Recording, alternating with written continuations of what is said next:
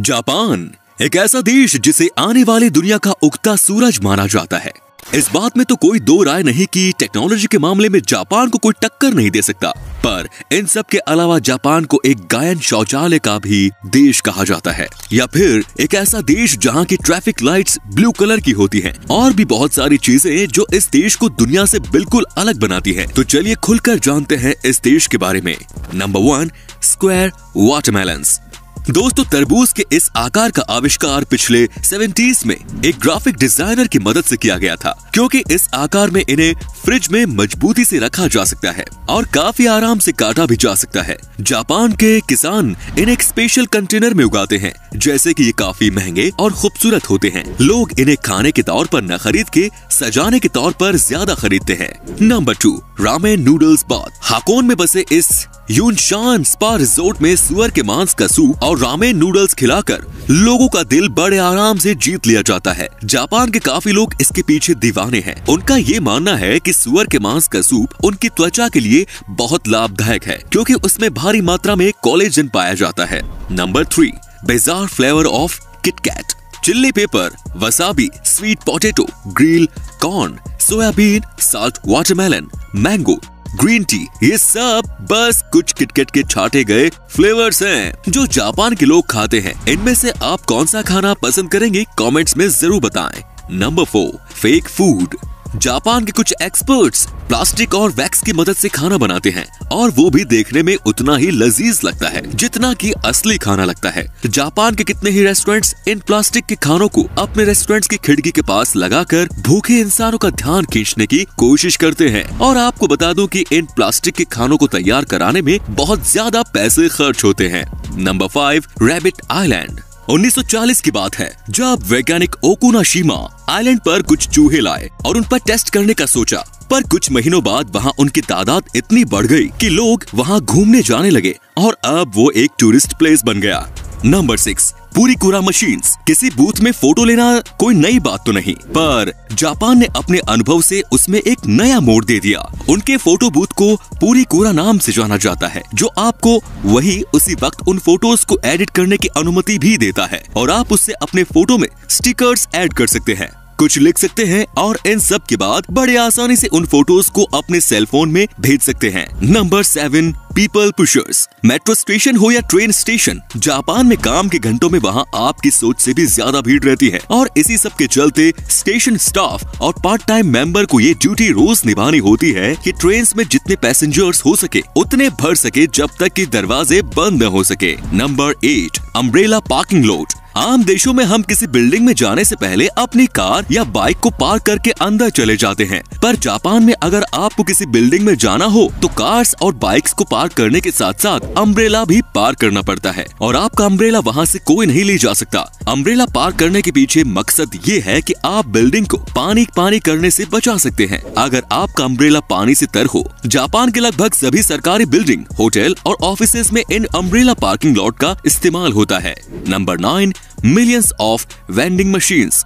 दुनिया के कई देशों में वेंडिंग मशीन नाम की कोई चीज ही नहीं है, वहीं पूरे जापान में 5 मिलियन से भी ज्यादा वेंडिंग मशीन्स का इस्तेमाल होता है। जापान के लोगों का देर रात तक काम करना बिल्कुल आम बात है, और इसीलिए उनके स्नैक्स और सोडा के लिए ही इन वेंडिंग मशीन्स का इस्तेमाल ज्यादा होता है। पर वैसे आप इन वेंडिंग मशीन्स से कुछ भी खरीद सकते हैं, महली से लेकर अंडरवियर भी, कुछ भी।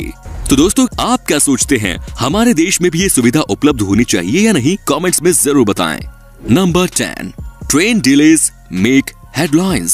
समय की पाबंदी और अनुशासन का जापान में बड़ा महत्व है, और ट्रेन स्टेशन इस चीज से बचने के लिए कुछ भी कर सकते हैं। दोस्तों, अगर ट्रेन 5 मिनट भी लेट हो जाए तो रेलवे कंपनी को एक उनके वर्कर्स और पैसेंजर्स के लिए डिले सर्टिफिकेट देना पड़ता है, जिन्होंने उनकी वजह से शायद कोई इम्पोर्टेंट मीटिंग मिस कर दी हो। और अगर ट्रेन किसी वजह से 1 घंटे से ज्यादा लेट हो जाए तो रेलवे कंपनी को न्यूज़पेपर में एक माफीनामा देना पड़ता है।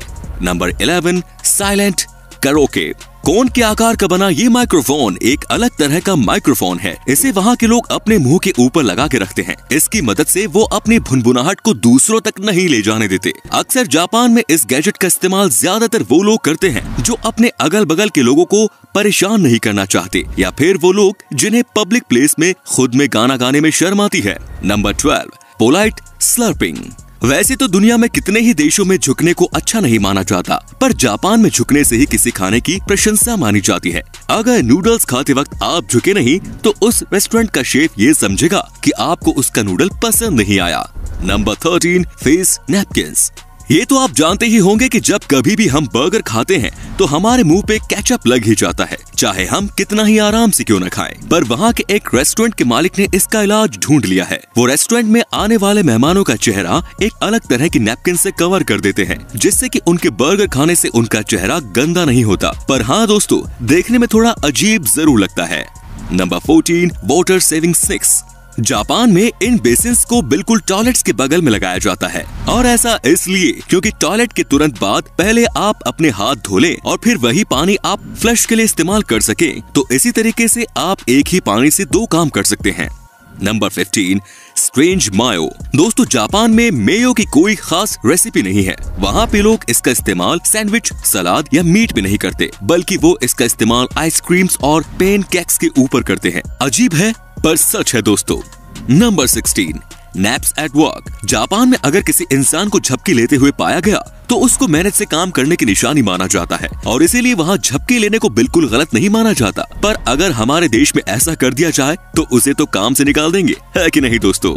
Number 17, world's shortest escalator. Kawasaki शहर के मोर्स डिपार्टमेंट स्टोर में आपको दुनिया का सबसे छोटा एस्केलेटर देखने को मिल जाएगा। इस एस्केलेटर में बस 5 सीढ़ियां हैं और सिर्फ 33 इंच लंबी।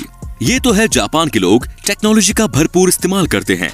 Number 18, doll village. जापान के इस गांव नगरो की आबादी 300 लोगों की हुआ करती थी, पर इस गांव में अब 40 के आसपास ही लोग रहते हैं। एक लोकल आर्टिस्ट सुकीमी आयनो ने इंसानों के आकार की गुड़िया बनाई, जिनमें से कई सारे वहाँ के लोगों की तरह लगती थी, और उन्हें वहाँ ऐसे रखा जाता था जैसे वो कोई काम कर रहे हो, जैसे कि उन्हें गांव के स्कूल में किसी क्लासरूम में बैठा दिया जाता है, जो कि शायद अब कुछ दिनों पहले बंद कर दिया गया है।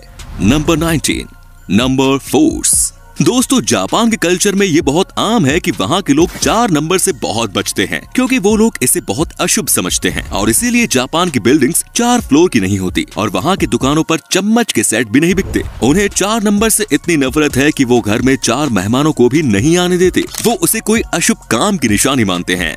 Number 20, blue traffic light. Japan के सड़कों पर हरे कलर की लाइट की जगह नीले रंग की लाइट का इस्तेमाल होता है, और इसके पीछे का राज इनके नाम में ही छुपा है। इतिहास में ग्रीन और ब्लू को एक ही नाम ब्लू से जाना जाता था। जब जापान में पहली बार ट्रैफिक लाइट्स का इस्तेमाल किया गया था तो वो हरे कलर के ही लाइट्स का इस्तेमाल करते थे, पर जब उन्होंने सच जाना तो उन्होंने ग्रीन की जगह नीली लाइट्स का इस्तेमाल करने का इरादा बना लिया।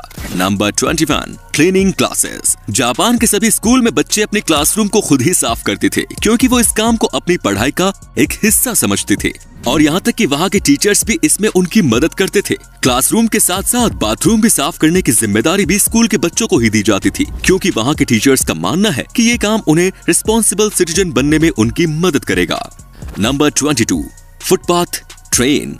सुडोई टूरिस्ट ट्रेन जापान की एक ऐसी ट्रेन है जिसमें ऐसा नजारा देखने को मिलता है जो आप सोच भी नहीं सकते। इस ट्रेन में फुटपाथ की सुविधा भी पाई जाती है। खुशबूदार सरों के पेड़ की मदद से बनाए गए, और इसमें हल्के गर्म पानी का इस्तेमाल किया जाता है, जो कि पैसेंजर्स को काफी आराम देता है।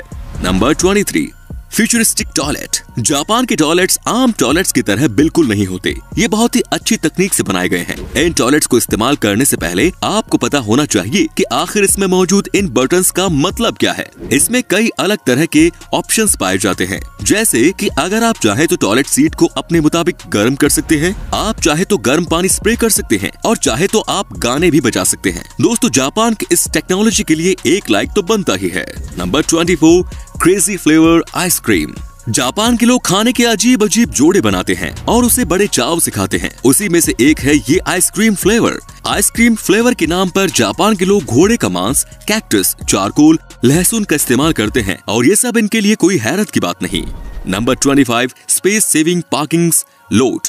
दोस्तों, जापान लोगों से भरा हुआ देश है। वहाँ के लोग पार्किंग लॉट्स के नाम पर जगह की बर्बादी बिल्कुल नहीं करते। जैसा कि आप स्क्रीन पर देख पा रहे होंगे किस तरह वहाँ के लोग मल्टी लेवल गैराज का इस्तेमाल करते हैं। Number 26, robot run hotel. Nagasaki के एक होटल में रोबोट वहाँ के स्टाफ का एक बहुत बड़ा हिस्सा है। उन्हें हैन्ना के नाम से जाना जाता है, जिसका सीधा मतलब है स्ट्रेंज। इंसानों की तरह दिखने वाले ये रोबोट हर वो काम करते हैं जो एक इंसान करता है, जैसे कि गेस्ट से मिलना, लगेज उठाना, कॉफी बनाना, रूम्स को साफ करना और भी बहुत कुछ। और तो और वो बात करते वक्त मुस्कुराते भी हैं, पर उनके अगल बगल वहाँ के स्टाफ मौजूद रहती हैं, इसकी देखरेख में कि आखिर वो ठीक तरीके से काम कर रहे हैं या नहीं। Number 27, cafe companion.